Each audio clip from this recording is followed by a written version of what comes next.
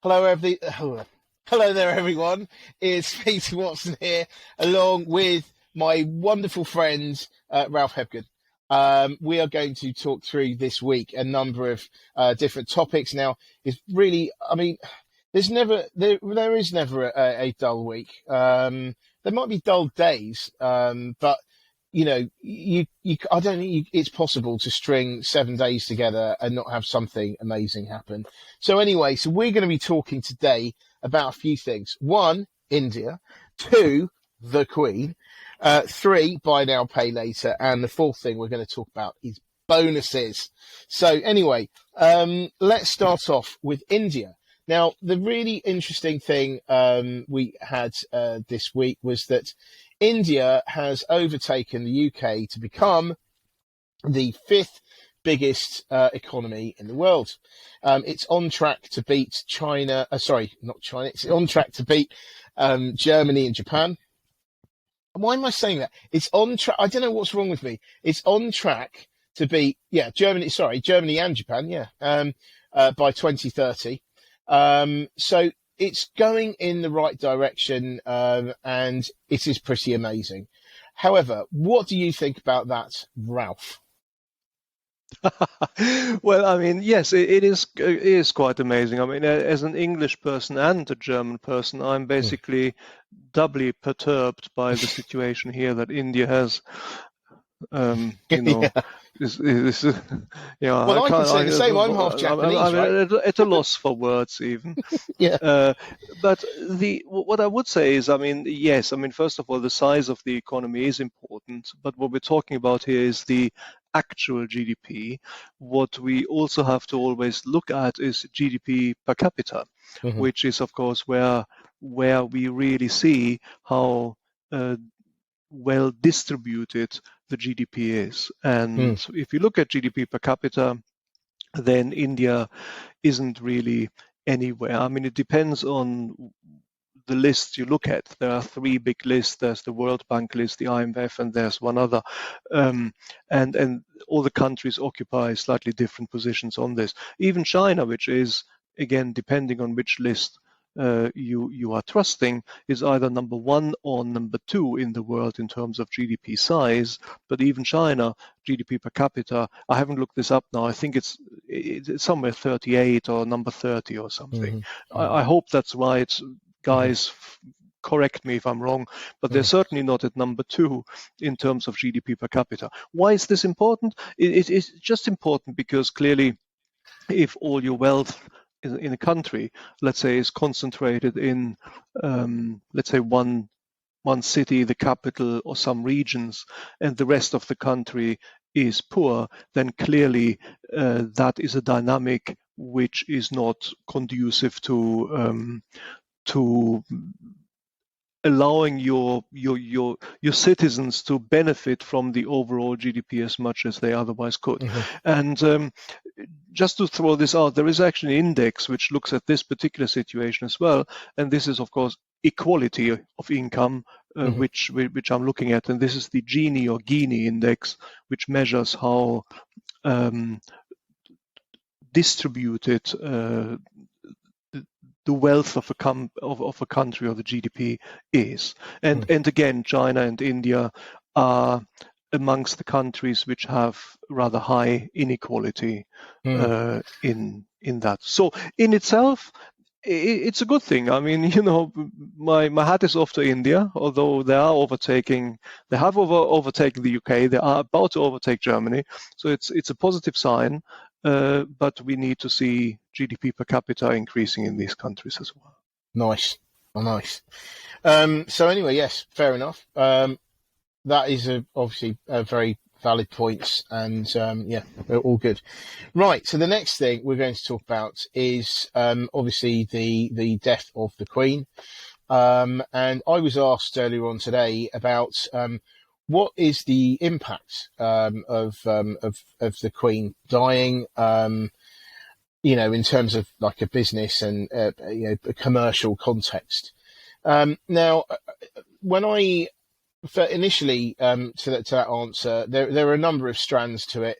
So my initial answer was more about, I said, look, I think that the Queen was seen as a almost like a secret weapon that we had for in terms of business, in that if things weren't going well at a high level between world leaders, our Prime Minister and others, she was someone who was respected because of her 70 years on the throne, respected enough that even if there were problems, she was our ability to be able to smooth these things over and make things better. I mean, it's very intangible, I guess. Be interesting to, if anyone could ever put their value on what she did. But I think, that's one thing. So we won't have that because yes, we've got King Charles, but he just isn't the Queen. So I wonder whether we're going to lose out on that, or maybe negotiations will get harder, maybe. I'm not sure. Another thing that occurred to me the other day was, and I know maybe this is a bit controversial, but I almost felt that, the fact that she died in Balmoral, it's almost like, it feels to me like she's sort of, trying her best to still work from the grave, in the sense that I was really surprised at how it was all taken in Scotland, when she died, because I really didn't expect the outpouring of, or what I saw on the media anyway, of affection and general positivity. And I just thought, does that mean that the second independence vote for Scotland, is that going to, will this change a timetable? Will it change sentiment? Because I suppose it forced people to talk about the union. So I don't know. What do you think about those two things for starters? Yes, very intangible indeed, as you were saying, the impact on business. Let me start with the IndyRef. I mean, that is, I think, a bit more tangible. And yes, I noted, I wasn't necessarily surprised to see the outpourings of sympathy from everywhere in the UK, including Scotland. Mm. And yes, because she sadly passed away in that country, it might actually highlight the union to people in Scotland more than it otherwise would have done. So if the independence referendum was to be scheduled for tomorrow, I'm pretty sure that there would be a notable swing against an independence vote. Whether this is still going to be the case if we get to the stage that we have a referendum of this nature next year, in 2 years' time, I don't know. But yes, I mean, that is something which I would be more comfortable in calling. You're right, that there would be a shot in the arm, so to speak, for unity in the United Kingdom because of the event. Business, now that's a very intangible matter and probably not for me to comment on, because there's probably no if about it. The impact which the Queen had on international trade in the UK was wielding itself, or was becoming manifest behind the scenes. And reading the papers, of course, I don't look behind this. So if I just step back from this and being a little bit more neutral on this, I mean, what is basically happening? I mean, the Queen is head of state.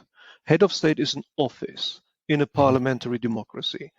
Every head of state in parliamentary democracies has representative functions, and representative functions only. There is nothing else.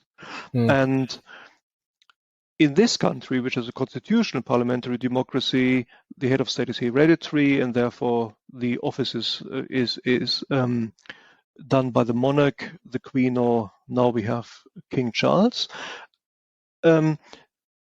The impact and the value for the economy of our country, I think, lies precisely in the way in which the incumbent of the office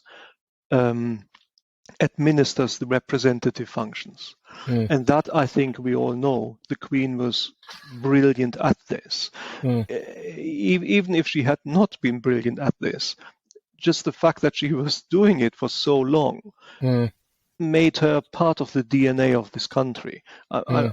You know, and if you are a foreign leader, I think it increased and enhanced the value of doing business with the UK.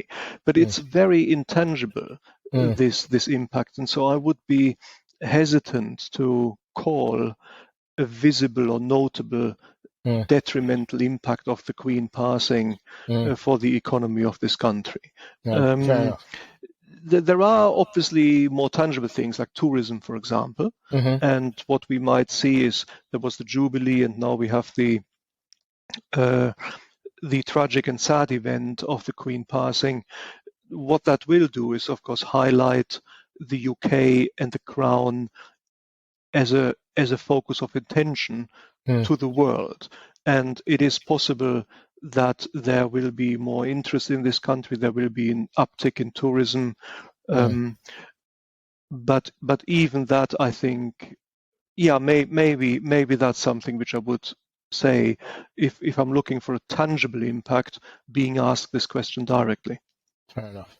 I mean, one other thing I mentioned, when I was asked that question, my knee-jerk reaction was, company called De La Rue, which British company, despite the fact that it doesn't sound British, but it's it prints banknotes, and it's quite interesting in the sense that it was it over the last few years it's lost a lot of its value because it infamously failed to win the contract to print all the UK passports in the wake of Brexit, and it ironically went to a French company in the end.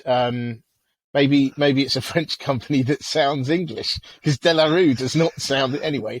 So that happened.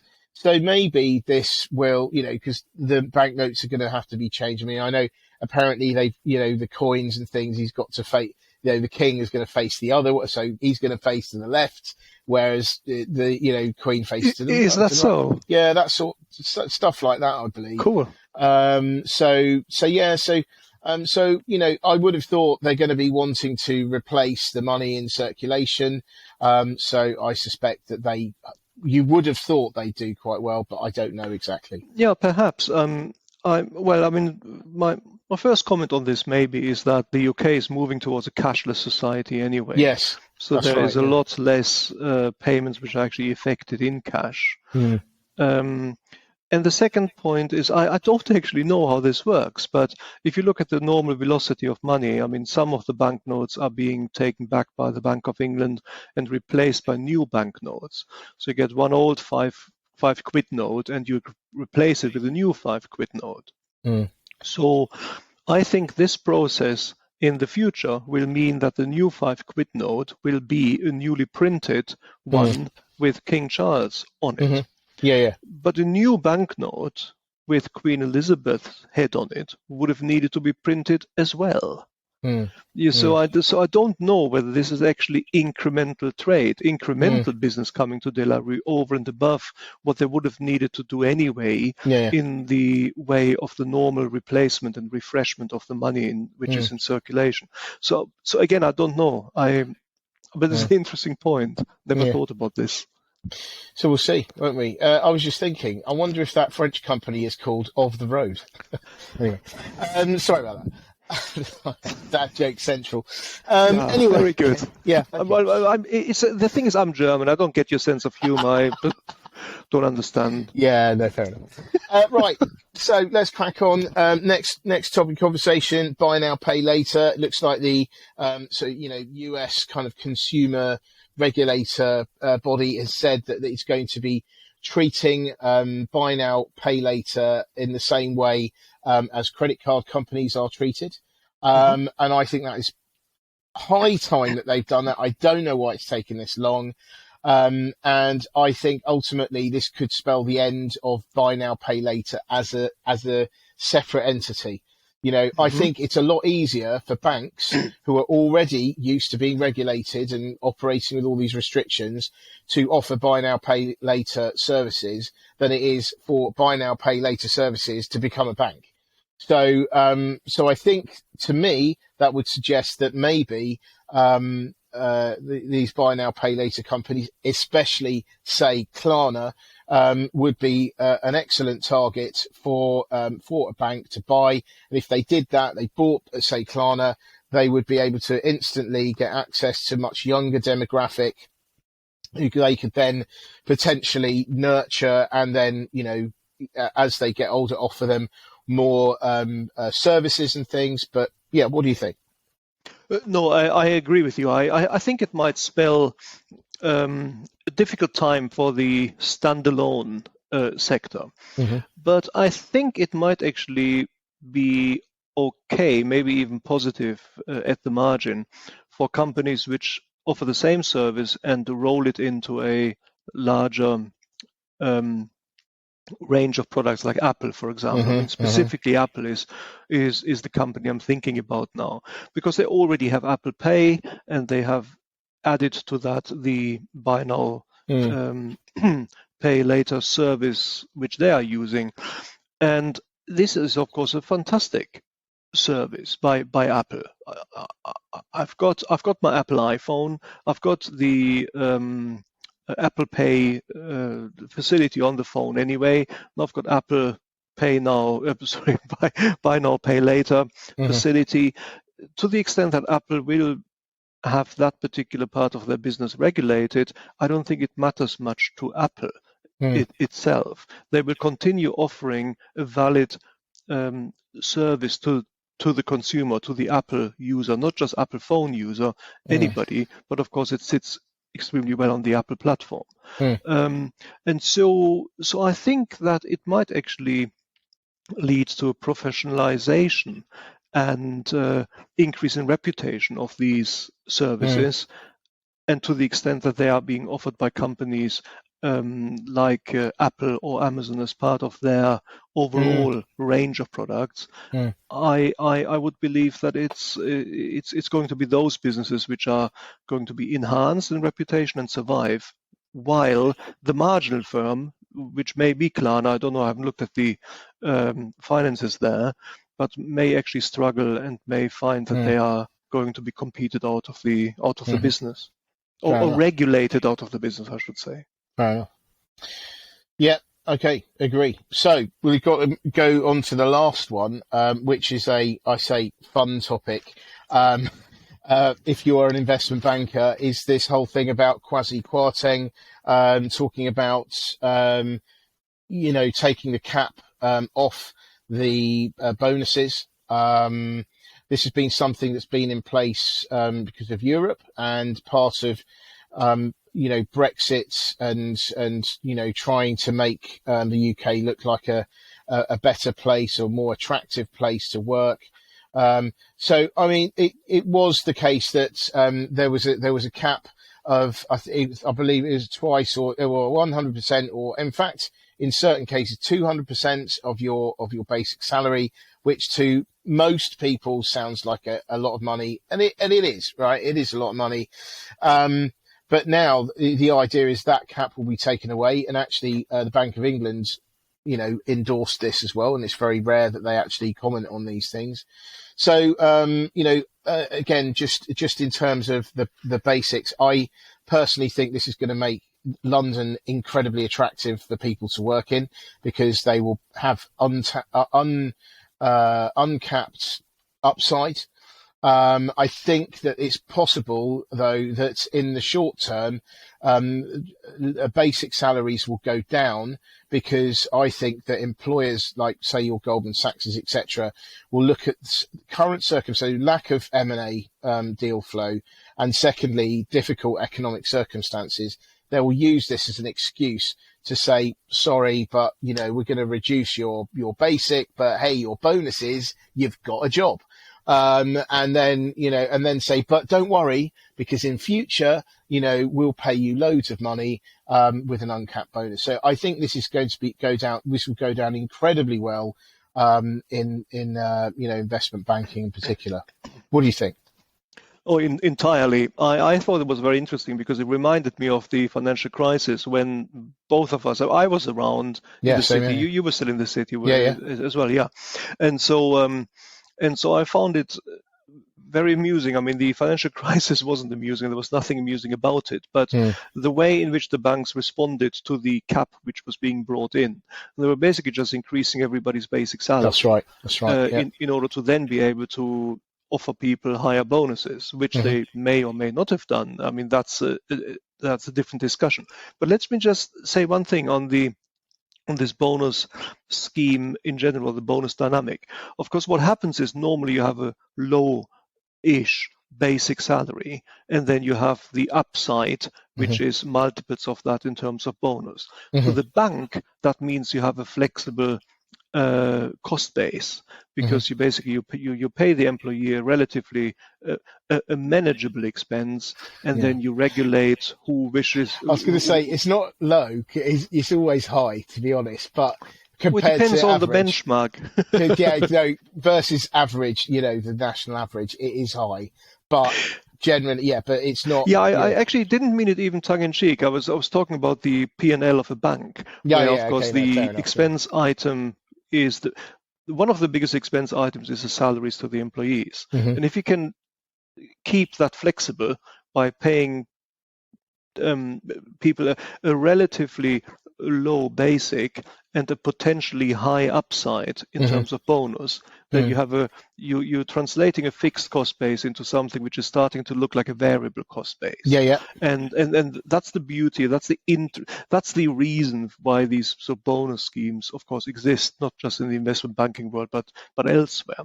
But anyway, so at the time, the basic was shooting up, so that people could receive higher bonuses, which some did and some didn't. So I would not be surprised in the slightest if banks are now going to say, well, look, we are reducing your basic, we are basically halving your basic or something. But hey, this is a good thing, because we have uncapped bonuses now, and your entire package is not going to change. So don't worry, just do your best. And then next month, when you're in the bonus meeting, you're going to hear, a spot of bother. Unfortunately, you were a bit crap, and so the bonus isn't materializing as we thought. And better luck next time. And this is, of course, can I just say, Ralph, I've just been talking about. Can I just say, Ralph? Obviously, you heard that from someone else, right? I mean, they were telling you, because, of course, you never heard that yourself directly, because let's face it, you were, top man. I actually, one anecdote on this which might be amusing. I mean, in the annual bonus round, there was always a discussion which was cast as a appraisal. That's what it was called, an appraisal, where you were appraised, where your performance was appraised. But of course, it wasn't really like that at all. What was being appraised was the ability of the bank to pay a bonus or not.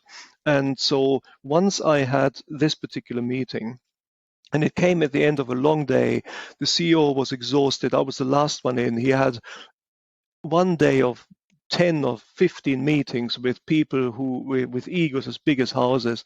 And so basically, I was the last one in, and he was off guard. So he looked at my performance and he said, "Oh, Ralph, yeah, you had a good year."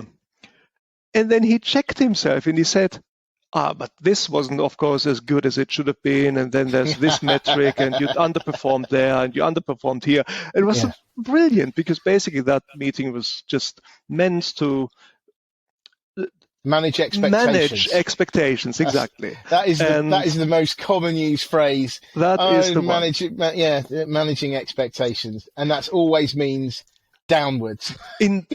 Funnily enough, it does. Yeah, it always means downwards. Of course, one used to counteract this by interviewing with as many people in the street as possible, and making sure that everybody knew about this, so that there was a give and take. Anyway, one other thing on this.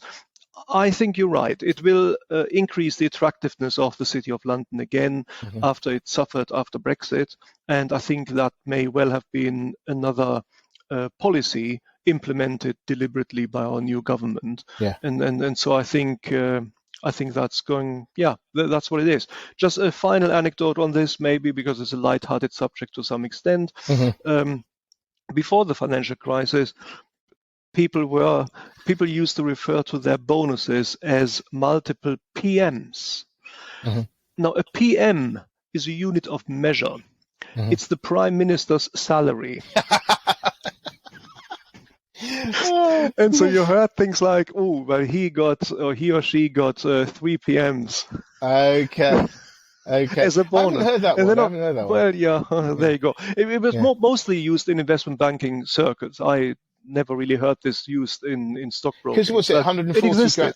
Is it 140 grand, isn't it? That's what a Prime Minister, does it earn something like that? It's these days, I think. It was much less at the time. It was sort of like 100 or 80. Yeah. I can't really quite remember what it was. But yeah, travelling's included, right?